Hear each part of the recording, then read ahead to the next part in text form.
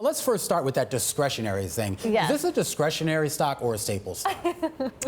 Much of their product assortment is discretionary, but they have a huge staples portion, the food and the pet medicine that I think is what that staples, a little sort of a moat that once you start going there, you're going to keep going there. So I want to just get some size and scope in here, right? Because we were looking, the numbers came in line as we were expected. They just gave this number 17 days ago. So really what this means is about continuing to grow and take market share, arguably from Amazon. How are they going to compete with Amazon to keep up that double-digit growth rate? So their main focus is on personalization and service to their customers. So I know many people, when their pet has passed away, they've sent flowers, they send cards. There's a lot of, it's a very high touch company in that sense with their customers. And I think, and they have like almost 70% of their customers are auto ship. So they're on a subscription basis. So I think that sort of breeds some loyalty and a buffer.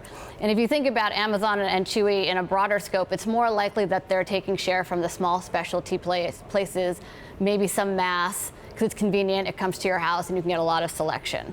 I see so many of these boxes in my apartment building, so clearly people depend on them. And they talk about 11.3 million active members. They reiterated that number. Are we getting enough outlook in terms of forecast? Because they didn't give any forecast for the current period in terms of active users. I think it's a little bit tricky there. They haven't given us too much information just yet, but I think with this type of company, people tend to look at the top line growth, and that's what they gave at 39 to 42% for the year. So the question is, can they consistently do that and maintain at least some of their gross margin? Well, how do you become profitable like this? Because I mean, as a former pet owner, I know while I certainly I would certainly splurge on things, but at the same time, I was also very price conscious. And if you have a certain brand that you like, you always know that there's probably another store that might sell it for that dog food for $3-4 cheaper, and you would go there.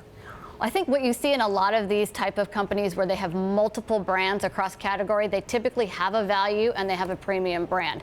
So once they get you in sort of in the habit and the subscription of having a brand, maybe you'd go value on something else, but then you would be premium maybe on another category. And by having that variety, they're able to have a portfolio approach to how they make gross profit.